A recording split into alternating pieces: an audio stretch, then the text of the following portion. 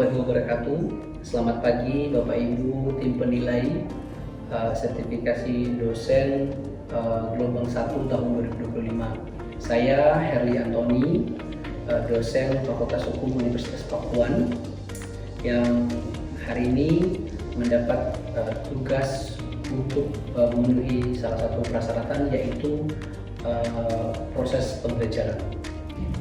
Di proses pembelajaran ini, saya mengambil salah satu mata kuliah yang saya ampu dan menjadi mata kuliah wajib di Fakultas Hukum Universitas Pakuan, yaitu mata kuliah tindak pidana tertentu di dalam KUHP. Mata kuliah ini adalah mata kuliah wajib di Fakultas Hukum di semester 4, di mana mata kuliah ini CPL satunya berkaitan dengan taat hukum dan disiplin dalam kehidupan bermasyarakat dan bernegara. CPL 2 yaitu memiliki kemampuan untuk mengembangkan kepribadian, keterampilan, dan keilmuan.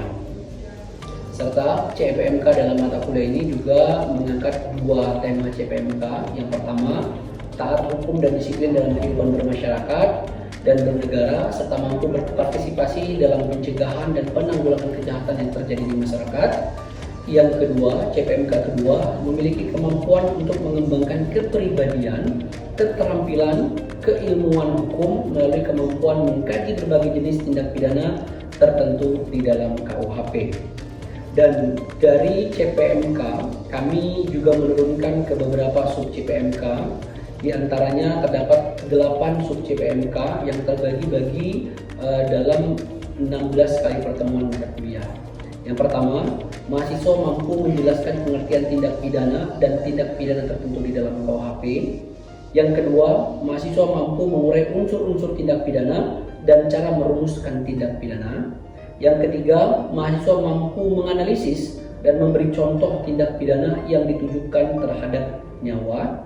Yang keempat, mahasiswa mampu menelaah dan memberi contoh tindak pidana terhadap harta dan benda. Yang sub CPMK kelima, mahasiswa mampu menganalisis dan memberi contoh tindak pidana terhadap kemerdekaan orang. Sub CPMK 6, mahasiswa mampu menganalisis serta memberi contoh tindak pidana terhadap nama baik. Dan sub CPMK 7, mampu menelaah dan memberi contoh tindak pidana pemalsuan uang. Dan terakhir, sub CPMK 8, mahasiswa mampu menelaah dan memberikan contoh tindak pidana pemalsuan surat. Dari berbagai CPMK dan sub CPMK serta CPL yang ditentukan oleh program studi, kami bersama tim perumus RPS membuat bahan kajian dan membagi berbagai materi, diantaranya satu, berkaitan dengan pengertian tindak pidana dan tipikor di dalam KUHP. Yang kedua, unsur-unsur tindak pidana dan cara teknik merumuskan tindak pidana. Yang ketiga, tindak pidana terhadap tubuh dan nyawa. Yang keempat, tindak pidana terhadap harta dan benda. Yang kelima, tindak pidana terhadap kemerdekaan orang. Keenam, tindak pidana terhadap nama baik. Ketujuh, tindak pidana pemalsuan mata uang. Dan yang kedelapan, tindak pidana pemalsuan surat.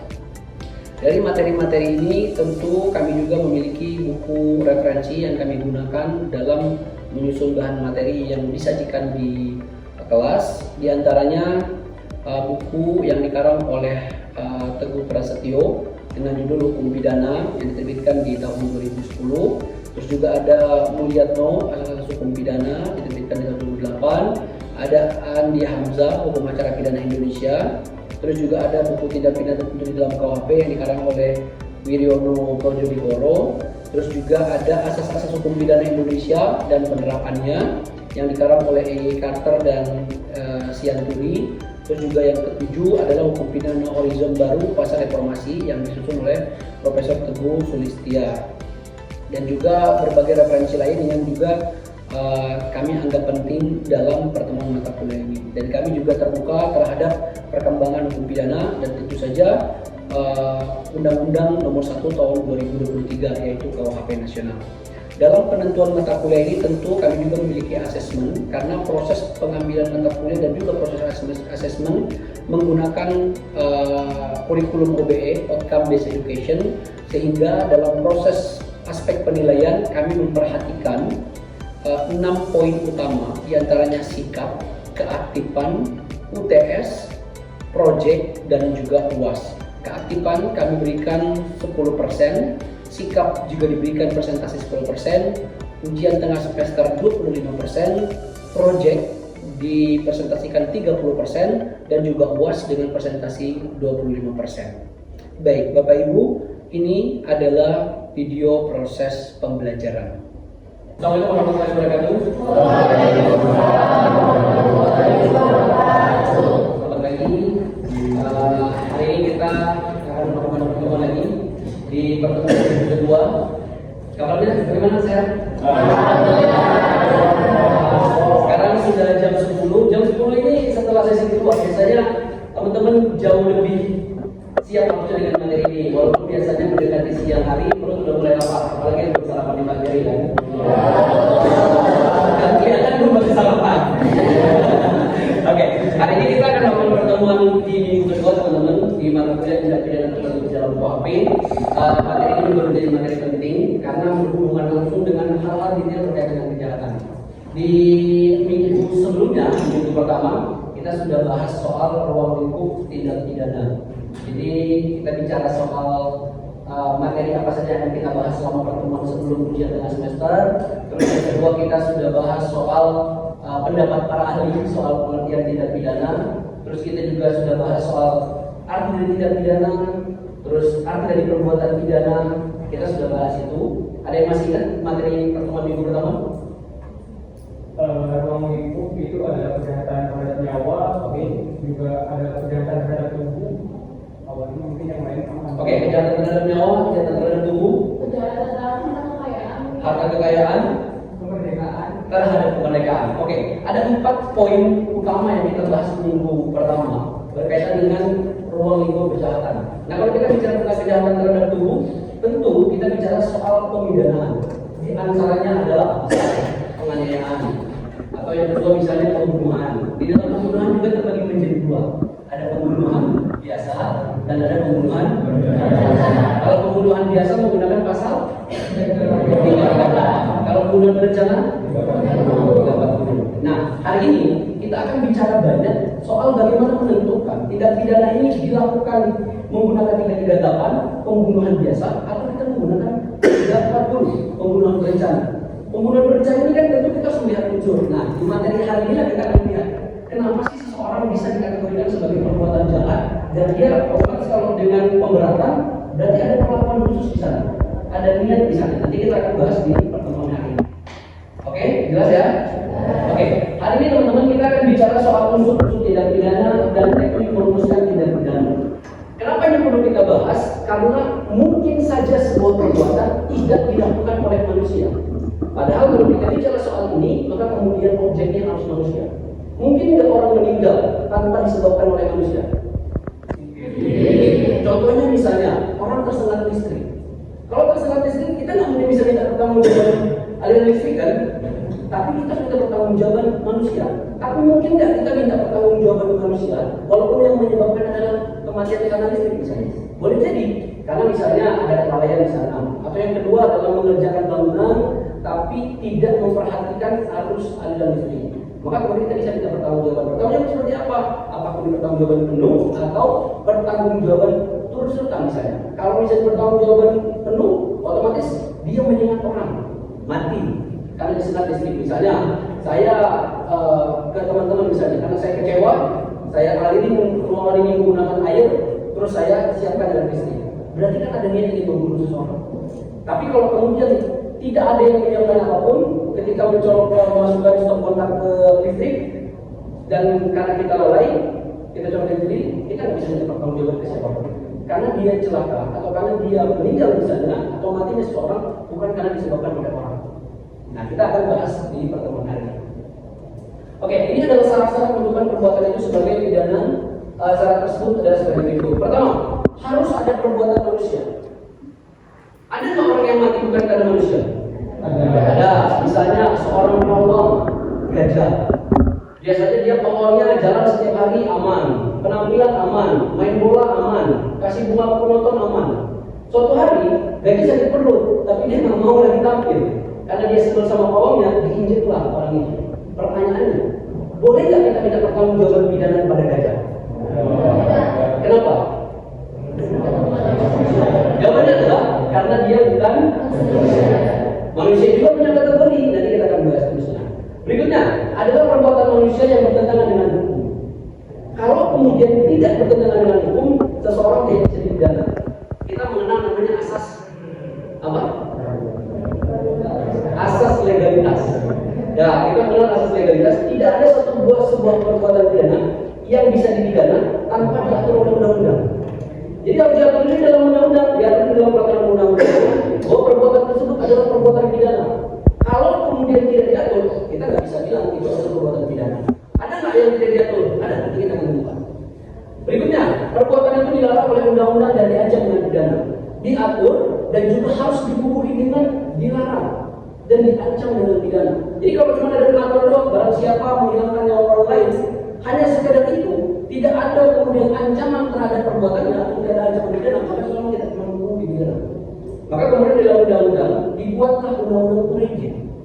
Tapi dalam penafsiran kita tetap diberikan keleluasaan. Maka kemudian kalau kita bicara ini, bukan hanya kemudian diatur secara hukum, tapi harus ada ancaman pidananya juga. Misal, kita memberikan contoh sederhana teman-teman. Kalau kemudian gambarannya ada ancaman pidana, pelanggaran undang-undang, tapi tidak diancam dengan pidana, misal membuang sampah sembarangan itu kan tidak diperbolehkan. Larangannya ada, menjaga ketertiban umum bisa di dalamnya. Tapi ada nggak ancaman bagi siapapun yang buang sampah sembarangan akan dipidana? Kan tidak ada. Karena yang diberikan adalah sanksi administratif atau sanksi sosial. Dua ini kemudian yang juga dicontoh. Tapi ada juga aturan-aturan yang dibuat tidak dengan sanksi. Misal hari ini teman-teman wajib untuk datang ke kampus. Ketentuannya adalah diberikan keleluasaan untuk datang ke kampus. Tapi tidak ada ancaman pidananya. Aturan itu bisa dibuat satu karena undang-undang, yang kedua karena perjanjian. Perjanjian itu menjadi undang-undang bagi si para kedua belah pihak. Kira-kira gitu ya. Berikutnya adalah perbuatan yang dilakukan oleh orang yang dapat dipertanggungjawabkan.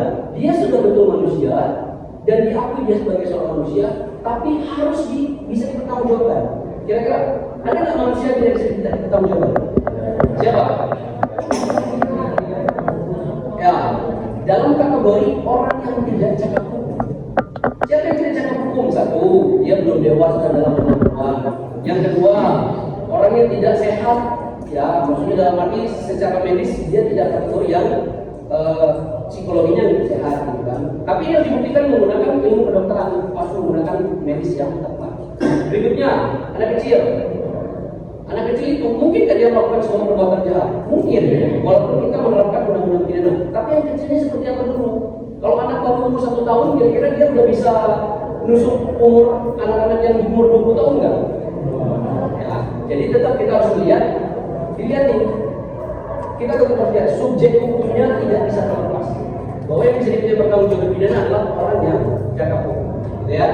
Berikutnya, perbuatan itu harus dan dapat dipertanggungjawabkan kepada si pembuat. Jadi harus bisa diminta pertanggungjawaban. Mungkin nggak misalnya begini kedua. Saya misalnya dengan jujur, kebetulan saya melakukan sebuah perbuatan tindak pidana jujur. Perbuatannya adalah membunuh jujur.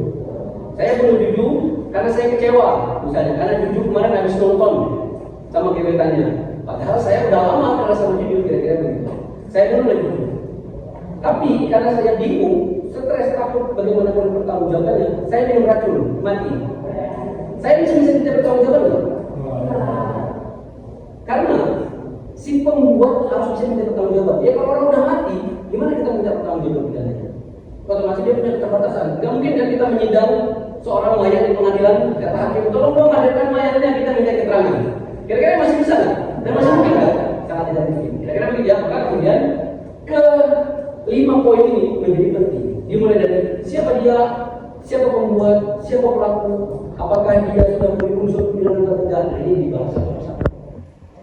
Berikutnya, ini adalah jenis tindak pidana. Tindak pidana atau disebut juga dengan delik adalah suatu perbuatan yang dilarang untuk dilakukan oleh seseorang atau kelompok. Jika perbuatan tersebut dilakukan, maka dapat dikatakan telah melanggar aturan undang-undang dan dapat dikenai sanksi atau hukuman pidana. Jadi konsepnya adalah kita tetap harus melihat siapa pembuat tindakan, baik itu perseorangan maupun bersama-sama secara kelompok.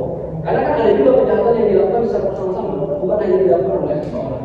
Maka kemudian dia wajib diminta pertanggungjawaban pidana berdasarkan undang-undang. Berikutnya, kita juga harus bisa membedakan yang namanya kemudian kejahatan dan pelanggaran. Bisa bedakan kejahatan dan pelanggaran? Oke, kalau kejahatan? Kalau kejahatan dan pelanggaran semuanya diatur dalam undang-undang nggak? Diatur. Contoh pelanggaran? Ya, melanggar aturan lalu lintas. Kalau contoh kejahatan? Ya, membunuh, mencuri, memukul dan seterusnya. Ini kita ada dasar satu-satu. Berikutnya, delik formil dan delik material. Ini juga akan jadi bahasan kita di pertemuan ini. Ada beberapa delik. Berikutnya ada delik commission dan delik commission, serta delik commission per commission komisam. Ada delik bonus, ada delik kulfa, ada delik tunggal, ada delik berganda, dan juga ada delik yang berlangsung terus dan delik yang tidak berlangsung terus. Dan terakhir ada delik aduan dan delik bukan aduan. Kita akan bahas secara dari sini. Delik formil ini adalah rumusan pada perbuatan yang dilarang. Jadi yang dilihat, misal kalau kita lihat 338, yang dilarang apa di dalam 338? Ya, menghilangkan nyawa orang lain. Itu delik formil. Sedangkan kalau kita bicara tentang delik material, yaitu delik yang rumusannya dititik beratkan pada akibat yang dikehendaki atau dilarang. Jadi kalau kita ambil contohnya pasal 338, apa yang akibat yang dilarang di dalam 338? Menghilangkan nyawa orang lain. Nah, konteksnya berbeda kan? Kalau ini adalah perbuatan yang dilarang, kalau yang ini matinya seseorang. Kalau dia belum mati, berarti dia tidak memiliki unsur material.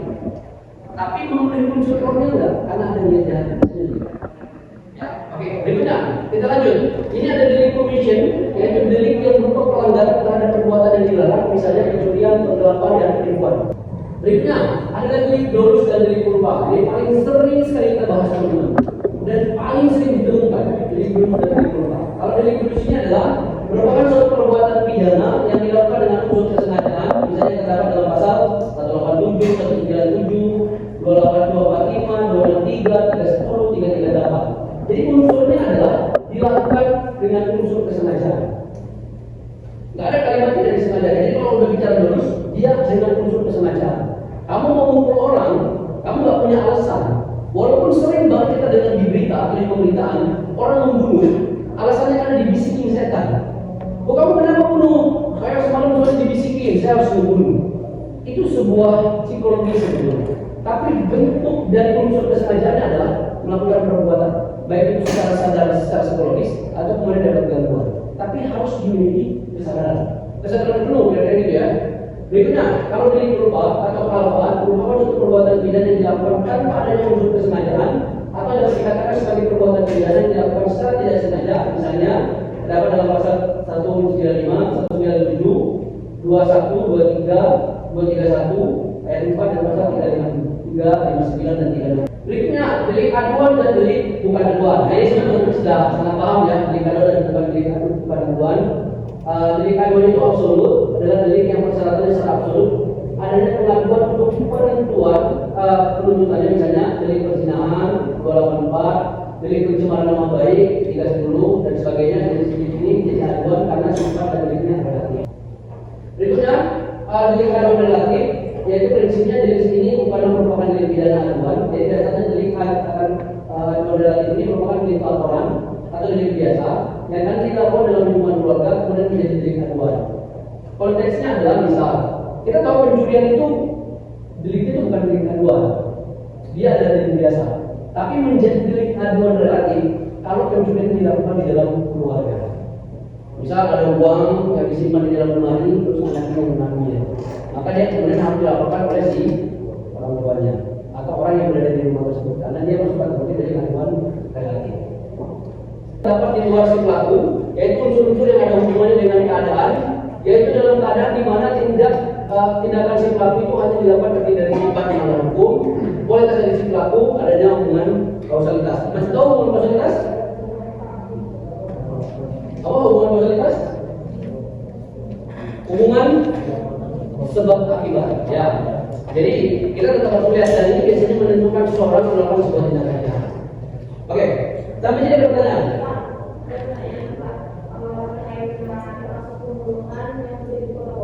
Oke. Oh, oke. Nah itu pada saat persidangan termasuk ke dalam ada dijelaskan pada saksinya bahwa si pengacara ini si terdakwa ini kayak obeng, palu dan juga pisau bisa dilakukan kalau saya ada bukti pembeliannya. Oke, menarik. Kasusnya di Bogor ya, kasusnya tidak jauh dari kita. Berarti pengadilan itu adalah pengadilan di Bogor. Secara umum saya tidak mengikuti kasusnya, tapi saya tahu kasusnya. Kalau kemudian kita lihat dari bukti yang ada, walaupun ini tidak bisa kita simpulkan ya, karena tidak bisa kita simpulkan, kita harus melihat juga kualitas dari bukti yang ada. Kalau kemudian statement yang disampaikan oleh juga berkaitan dengan bagaimana kemudian dia sudah menyiapkan begitu ya, tapi ternyata dalam hal tuntutan ternyata tidak 340. Itu harus bisa lihat, mempersiapkan ini, jadi dia beli palu, dia beli obeng. Kira-kira orang kalau beli palu dengan beli obeng, apakah itu direncanakan untuk membunuh atau mungkin untuk misalnya memperbaiki alat elektronik? Kan itu menjadi pertanyaan juga. Boleh jadi orang beli obeng karena itu untuk mencuri sesuatu, bukan untuk membunuh. Tapi kualitas dari alat untuk melakukan sebuah perbuatan jahat tetap harus dinilai, tetap harus dilihat. Misal dalam hal pembunuhan berencana 340 ada niat, ada waktu kemudian membuat dia bisa ditentukan sebagai seorang perbuatan pidana yang bisa mengakibatkan hilangnya nyawa seseorang. Ada lagi? Silakan. Jadi tentang dari Islam ini juga. Oke. Ketika ada itu kan sebagai saksi, dia tidak ada pernah di apa? Dan saya mau tanya itu, apakah saksi seseorang di pengadilan ini termasuk hak seseorang tersebut apabila dia tidak terlibat di suatu kasus tersebut gitu? Dan dasarnya itu apa? Karena dia tidak sendiri gitu. Oke, ini menarik sekali pertanyaannya. Kenapa seseorang harusnya kan tidak melanggar undang-undang ya? Karena ini hak pribadi seseorang, dia tidak menjadi saksi pengadilan. Tapi harus kita pahami bahwa kalau misalnya di dalam sebuah tindakan atau di dalam sebuah kejadian yang melihat sebuah perbuatan pidana, misalnya Rifan dan saya, Rifan menghilang nyawa dan kemudian saya ada di lokasi tersebut dan saya tidak mau ikut persidangan, kira-kira kasusnya akan diterang atau tidak? Tidak, karena bukti dan salah satu keterangan saksi yang melihat kejadian tidak mau bersaksi di pengadilan. Maka kemudian undang-undang memaksa supaya orang yang melihat kejadian atau berada di tempat kejadian ini bisa memberikan keterangan supaya kasus ini menjadi terang-benderang. Karena saya berada di lokasi, maka kemudian saya bisa menjelaskan apa kejadian yang sebenarnya. Oh iya mereka berantem, oh iya mereka saling tusuk dulu, oh enggak mereka nggak saling berantem. Mereka hanya tadinya ngobrol, cerita-cerita, bercanda, tiba-tiba ini mukul dari belakang. Nah ini yang kemudian dimintai pengadilan dan hal ini yang akan membuat kasus menjadi terang-benderang. Apa jadinya kalau tidak ada saksi yang bersaksi di pengadilan, padahal dia adalah saksi kunci? Maka otomatis yang tadinya adalah, kalian pernah dengar kan, lebih baik kita membebaskan 1 orang atau 100 orang yang bersalah daripada kemudian kita membebaskan atau daripada kita memidana 1 orang yang tidak bersalah. Konsepnya apa? Karena kita melihat sebuah kasus pidana atau sebuah tindak pidana harus dibuktikan secara terang-benderang. Maka dalam hal pembuktian ada banyak yang harus bisa muncul, dimulai dari keterangan saksi, alat bukti yang ada, bukti surat dan seterusnya. Dan salah satu kenapa orang harus dimintai pengadilan karena dari informasi yang diberikan harus berdasarkan sumpah. Jadi ketika kita memberikan saksi pengadilan itu harus berdasarkan sumpah, berdasarkan keyakinan. Tujuan untuk apa? Karena keyakinan dan sumpahnya ialah pertanggungjawab bisa dipertimbangkan oleh hakim. Maka kemudian dituntut dan dipaksa oleh undang-undang. Kalau kita melanggar, ya kena kita. Karena tujuan adalah membuat kasus ini menjadi terang. Kita lihat dari sini. Kira-kira beda ya? Oke, masih ada lagi? Ada Pak. Terkait dengan perbandingan ini Pak, KUHP lama dan KUHP baru. Nah, aku tuh waktu perbandingan itu ketemu sama yang namanya tindak pidana santet Pak. Ternyata di KUHP baru itu diatur di KUHP baru diatur Pak yang membuat ini kenapa gitu? Kita kepikiran pada saat pembuatan KUHP ini terkait dengan santet yang pertama. Terus apakah nantinya saksi yang dimaksud di dalam KUHP ini saksi ahli atau termasuk orang-orang yang mempunyai ilmu tentang matematika tersebut Pak? Maksudnya kan bingung ya, saya juga kaget gitu. Kenapa di KUHP itu diatur terkait dengan santet padahal di KUHP lama itu tidak tercantum? Apakah ini termasuk dalam perkembangan zaman dan mungkin banyak kasus-kasus yang tidak masuk akal yang mengakibatkan adanya peraturan tersebut tadi Pak? Oke, menarik. Jadi ini sempat menjadi perdebatan ketika mengesahkan KUHP baru soal tindak pidana santet. Padahal memang kita sulit membuktikan karena santet ini kan baik kaitannya dengan alam metafisik. Tapi kenapa ini dimasukkan di dalam unsurnya? Saya pernah berdiskusi dengan Prof. Habis Duki Harisunowo. Beliau adalah guru besar Universitas Indonesia dan saya sempat ikut di salah satu kajian beliau berkaitan dengan KUHP baru dan dibahas soal ini. Di Indonesia ini lumayan terkenal, lumayan besar kaitannya dengan kasus-kasus santet menyantet. Padahal ini santet ini kita sudah dibuktikan. Kalau menurut Marcel, ilmu merah, santet itu nggak ada. Tapi itu permainan psikologi yang menggunakan sarana, namanya ada racun di sini. Tapi di dalam KUHP baru konsepnya adalah bukan kemudian membuktikan santetnya seperti apa, bukan membuktikan perbuatannya seperti apa, bukan kemudian membuktikan dampak dari perbuatannya. Tapi yang dibuktikan di sini adalah pengakuan seseorang. Jadi kalau kalian ngaku kalian adalah dukun santet, bisa dipidana sekarang. Karena akibat pengakuannya tersebutlah bisa menimbulkan rasa-rasa buat orang lain. Jelas ya? Oke, bisa lagi? Oke. Kalau misalnya di KUHP baru itu disebutkan pengakuan bahwa misalnya saya ini dukun santet, menurut saya jadi apa ya? Jadi orang-orang yang mendengar itu jadi memanfaatkan, berarti mendengar kalau misalnya itu dukun, tapi dia melakukan amal-amal dan sebagainya. Dan sekarang karena Indonesia itu ya religious ya yang Muslim Islam, jadi banyak yang menjual agama dengan alibi saya ustaz, saya gini gitu. Ya ini perbedaan konteksnya. Walaupun secara perbuatan sama, mereka menjual kepalsuan. Walaupun saya tidak mengeneralisasi ya, bahwa dia ustaz terus dia bisa mengobati orang, kira-kira gitu ya. Tapi kalau dia ustaz terus dia bilang dia bisa mengobati orang, kira-kira menimbulkan rasa kesana. Enggak. Tapi kalau konteksnya metafisik, dia bilang dia dukun, dia bisa mengobati orang, atau dia bisa matiin orang, justru dia bisa menimbulkan rasa kesana. Dukun itu ada nggak di daerah? Ada, dukun beranak. Bisa nggak dipilih orang dukun beranak? Nggak bisa, karena dia membantu medis secara medis, walaupun dia nggak punya keahlian medis, kira-kira begitu. Tapi dalam konteks dukun atau dalam konteks kasus yang ini misalnya ya, karena dia menimbulkan resah, itu harus dilihat niatnya itu apa. Karena kalau dia menyebutkan saya adalah dukun santet, kira-kira niatnya apa kalau dia nyebutin dia adalah dukun santet? Pasti akan membuat orang jadi khawatir, membuat orang jadi takut. Tapi kalau kemudian ada cerita baru yang mulai dikemas dalam bentuk keyakinan, agama dan lain-lain, itu tidak diatur di dalam KUHP. Walaupun mungkin saja ada orang yang mampu bisa mengobati, ada orang yang mampu bilang dia adalah sebagai seorang tabib, tapi kan konsekuensinya adalah orang tidak akan jadi takut.